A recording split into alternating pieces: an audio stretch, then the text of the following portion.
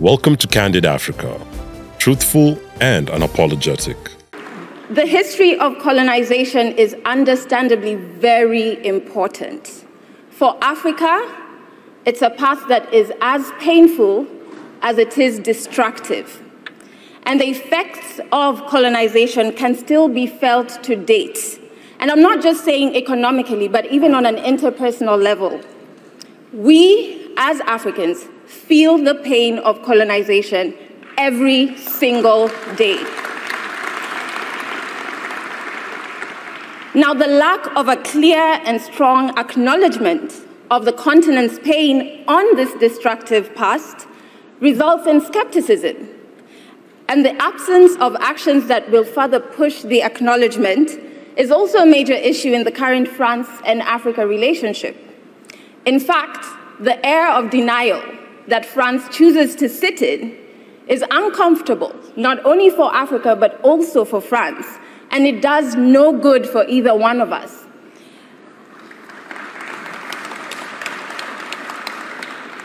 How can you trust the source of your pain when the source doesn't acknowledge it? What we end up with is skepticism on what exactly does France stand for. And so we ask you, Mr. President, how strong can a relationship that is built on pain, that is built on skepticism, and that is built on lack of trust really be?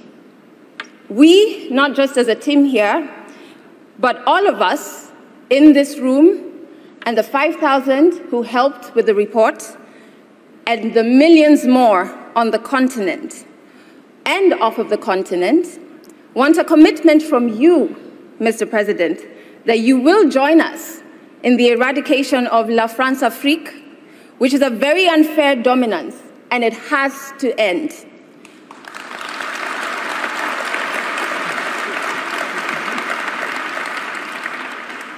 Furthermore, the breakdown in understanding what France fully stands for is fueled by the continued collaborations that France has with agencies, leaders, and individuals who have glaring integrity issues, whilst on the other hand, claiming to be standing for human rights.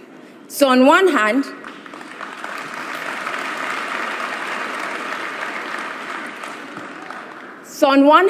we have France that is entrenched in issues around racism, around exploitative dominance, and whilst on the other hand, they're still claiming to teach others about democracy.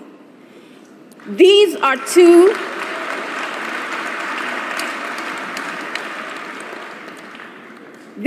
profiles that one cannot fill at the same time. And when you try to do that, we find it rather arrogant. What it creates is a cognitive dissonance, which is that discomfort you feel because of these two conflicting values. It not only doesn't make sense, it is unsustainable, it births a negative perception, and an ambiguity in knowing once again what values does France stand for.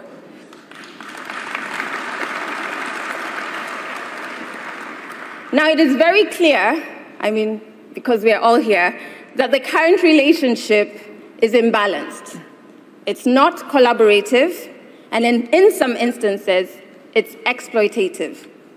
We have social impact solutions built without any input from relevant African civil society organizations who are a resource when it comes to really understanding problems on the ground and creating solutions that run efficiently. And they're a resource that Africa is willing to lend to France. Let's also not forget that whilst we in this room are here because we want to change and repair this relationship, there are some who are benefiting from this current dysfunctional relationship, be it private businesses from France on the continent with non-ethical practices, or corrupt individuals and groups from both France and Africa. This group, and the lack of a very loud and public condemnation of this, obviously fuels skepticism. So this honest interrogation is a very important first step, because the strengths and weaknesses of this current relationship will dictate the success or failure of our collective future relationships. Did you like or hate what you heard? Let us know in the comments below, and if you want more candid speeches like this, be sure to like, subscribe, and hit the notification bell to catch all our latest videos. And please feel free to leave your suggestions, news tips, or topics about Africa you'd like us to cover.